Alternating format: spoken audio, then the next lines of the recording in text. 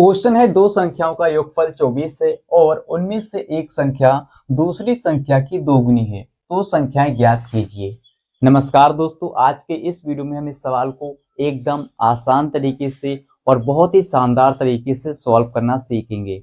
दोस्तों, सवाल बहुत छोटा है, लेकिन बच्चे क्या करते हैं, इस तरह के सवालों को बहुत लंबा बना देते हैं। क्यों? क्योंकि उनके कॉन्सेप्ट क्लियर नहीं होते हैं, उनको मैथ समझ में नहीं आता है। तो आप क्या करेंगे, इस वीडियो को पूरा देखेंगे जिससे कि दोस्तों आपका हर एक कॉन्सेप्ट क्लियर हो जाए और आपका कोई भी डाउट ना रह जाए। इस तरह के सवालों को आप चुटकियों में हल कर पाएं। ठीक है, चलिए शुरू करते हैं। यहाँ पर दोस्तों आपको करना क्या है, सबसे पहले देखिए, आपको इसको अच्छे से समझना है कि इस सवाल में हमें क्या पूछा गया है। ठीक है, हमसे क्या कहा गया है ना। तो यहाँ पर कह रहा है कि दो संख्याओं का योगफल। ठीक है, अब इतना तो आपको पता चल रहा होगा कि यहाँ पर कोई भी दो संख्याएं हैं, ठीक है, और उनका योगफल हमें दिया रखा है 24।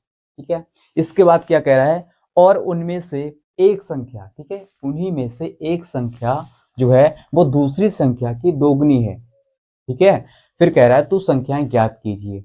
तो आप क्या करेंगे सर, यहाँ पर कोई भी दो संख्याएं ले लेंगे। ठीक है, या तो पहली संख्या a लेंगे और दूसरी संख्या लेंगे b, या तो पहली संख्या x लेंगे या दूसरी संख्या लेंगे y। ठीक है, यानी A to Z आप कुछ भी ले सकते हैं। यहाँ पर आप फ्री हैं, स्वतंत्र हैं। मैथ में दोस्तों क्या होता है, जो हमें नहीं मालूम होता है उसको हम मान लेते हैं, सिंपल है ना। तो यहाँ पर हम दो संख्याएं मान लेंगे। ठीक है, पहली संख्या दोस्तों मान लेंगे a और दूसरी संख्या हो जाएगी b। ठीक है, चलिए यहाँ पर लिखेंगे सबसे पहले हल। यहाँ पर दोस्तों हमने लिखा हल और इसके बाद लिखेंगे माना पहली संख्या। ठीक है, आप चाहें तो कुछ भी ले सकते हैं। माना पहली संख्या, दोस्तों पहली संख्या हम लेंगे, पहली संख्या लेंगे स्मॉल a। ठीक है, पहली संख्या लेते हैं हम स्मॉल में a। इसके बाद दूसरी संख्या क्या हो जाएगी, स्मॉल b। ठीक है, तो यहाँ पर लिखेंगे दूसरी संख्या, ध्यान से समझिएगा। ठीक है, दूसरी संख्या, दूसरी संख्या दोस्तों हमारी हो जाएगी स्मॉल में v, है ना। आई होप कि दोस्तों आपको यहाँ तक तो कोई दिक्कत नहीं हुई होगी। ठीक है, यहाँ तक क्लियर है। चलिए अब क्या करेंगे सर, अब क्या करेंगे देखिए, अब यहाँ पर कह रहा है दो संख्याओं का योगफल। अब हम लिखेंगे प्रश्नानुसार। अभी हमने केवल माना था, ठीक है, पहली संख्या और दूसरी संख्या केवल मानी है। अब क्या लिखेंगे यहाँ पर, प्रश्नानुसार। ठीक है, जैसा प्रश्न कहेगा वैसा ही आपको करना है। ठीक है, प्रश्नानुसार दोस्तों क्या कह रहा है, देखिए सबसे पहली लाइन में कह रहा है दो संख्याओं का योगफल 24 है। तो यहाँ पर लिखेंगे दो संख्याएं। ठीक है, दो संख्या हमने कौन कौन सी मानी, a और b। ठीक है, तो यहाँ पर लिखेंगे पहली संख्या a और दूसरी संख्या लिखेंगे b। अब कह रहा है इनका योगफल, यानी इनको जोड़ देना है, बीच में क्या करना है, प्लस कर देना है, और इसके बराबर दिया रखा है योगफल 24, है ना। तो इन दोनों के बराबर हम लिखेंगे यहाँ पर 24। इतना सा काम करना है सर, बहुत ही सिंपल है ना। अब दोस्तों आप क्या करेंगे, इसको डाल देंगे समीकरण नंबर 1, है ना, समीकरण नंबर 1, क्योंकि यहाँ पर हमारे दो समीकरण बनेंगे। देखिए अब आगे क्या कह रहा है, और उनमें से, ठीक है, उन्हीं में से, यानी दोनों संख्याओं में से एक संख्या, एक संख्या का मतलब है पहली संख्या, है ना, और दूसरी संख्या की दोगुनी है। यानी जो पहली संख्या हमारी a है ना, ये दूसरी संख्या की दोगुनी है। दूसरी संख्या क्या है, b, इसकी दोगुनी है ये। ठीक है, तो ये ज्यादा है, ये दो गुना है। इसको बराबर करने के लिए हम क्या करेंगे, इसमें 2 से मल्टीप्लाई करेंगे b में।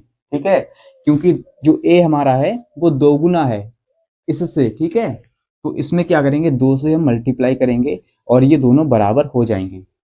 यहीं पर बच्चे गलती करते हैं, यहीं पर उनको समझ में नहीं आता कि किसको 2 गुना करना है, किसको 3 गुना करना है, किसको 5 गुना करना है। ठीक है, तो मैंने आपको समझाया, एक बार आप फिर से समझ लीजिए। देखिए कह रहा है एक संख्या दूसरी संख्या की दोगुनी है, यानी जो पहली संख्या है वो दूसरी संख्या की दोगुनी है। पहली संख्या ज्यादा है और ये कम है, तो इसको बराबर करने के लिए हम इसमें 2 से मल्टीप्लाई करेंगे सर। बस इतना सा काम करना है और इसको डाल देना है समीकरण नंबर 2। ठीक है, समझ में आ गया सर, समझ में आ गया ना। समझते रहिए ध्यान से। ठीक है, अगर आपको कोई दिक्कत हो रही है तो आप कमेंट में बताइएगा। ठीक है, चलिए अब आप क्या करेंगे सर, हमारा आधा सवाल हो गया। अब आप क्या करेंगे, समीकरण 2 से a का मान समीकरण नंबर 1 में रखेंगे, है ना। चलिए रखते हैं, यहाँ पर लिखेंगे समीकरण, समीकरण 2 से, ठीक है, समीकरण 2 से a का मान, a का मान किसमें रखेंगे, समीकरण नंबर 1 में। ठीक है, समीकरण 1 में रखने पर इस तरह से आप लिख लेंगे सर। चलिए रखते हैं समीकरण 1 में, ठीक है। ए का मान, ए बराबर क्या है 2b, 2b, ठीक है। तो यहाँ पर रख लेते हैं, है ना, एक लाइन यहीं पे लिख लेते हैं। चलिए यहाँ पर दोस्तों समीकरण 1 क्या है, a प्लस b और बराबर में है 24। अब इस a की जगह पर हम रखेंगे 2b, ठीक है, क्योंकि a बराबर यहाँ पर क्या है 2b है, तो a का मान हम रखेंगे यहाँ पर 2b, है ना, समीकरण 1 में। और b यहाँ पर पहले से है और बराबर में दोस्तों क्या है 24 है। इतना आप कर लेंगे, समझ में आ रहा है सर। चलिए तो यहाँ पर दोस्तों आप ध्यान दीजिए, यहाँ पर क्या है 2b और यहाँ पर क्या है 1b, इसके आगे कुछ नहीं तो 1b है, ठीक है। 1b और 2b मिलकर कितना हो जाएगा 3b, है ना, और बराबर में है 24, तो यहाँ पर लिखेंगे 3b, ये आपस में जुड़ जाएंगे और बराबर में क्या है 24 है ना। अब आप क्या करेंगे सर, यहाँ से b का मान निकाल लेंगे। b का मान कैसे निकलेगा देखिए, यहाँ तो या तो आप क्या कीजिए, इसको डायरेक्ट काट लीजिए, 3 एकम 3 और 3 अट्ठे 24, या आप क्या कर सकते हैं, इसको बटे में ला सकते हैं, ठीक है। बटे में कैसे लाएंगे देखिए, अगर आपको समझ में नहीं आ रहा है तो यहाँ बटे में कैसे करेंगे इसको देखिए। 3b बराबर कितना था 24, है ना। आप क्या करेंगे, इस गुणा वाली संख्या को बराबर के इस तरफ भेजेंगे, ठीक है, बराबर के इस तरफ भेजेंगे, तो इसके बटे में आ जाएगा 3। इतनी बात समझ में आ गई सर, 3 आ गया इसके बटे में। अब हम क्या करेंगे, इस 3 से 24 को काट देंगे, ठीक है, सिंपल, 3 एकम 3 और 3 अट्ठे 24, यानी b का मान दोस्तों आ गया है हमारा 8, ठीक है। b का मान कितना आ गया है 8 आ गया है, यहाँ पर लिखेंगे 8।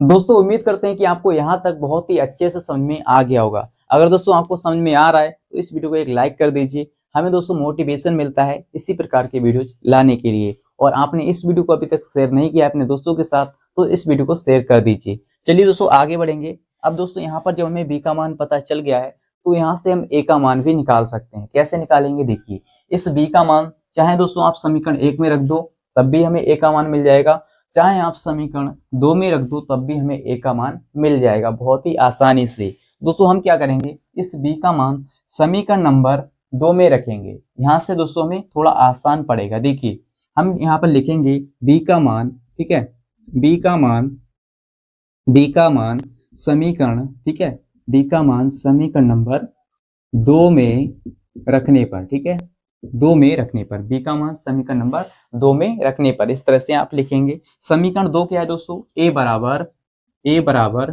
2b, ठीक है, a बराबर 2b। अब दोस्तों क्या करेंगे देखिए, यहाँ पर a बराबर है ना और 2b, b की जगह पर दोस्तों क्या रखेंगे 8, है ना, b का मान कितना है 8 है। अब यहाँ से हमें a का मान मिल जाएगा, a बराबर कितना आ जाएगा 8 दूनी 16 या कहें 2 अट्ठे 16, ठीक है, तो a का मान आ गया है सर 16, है ना।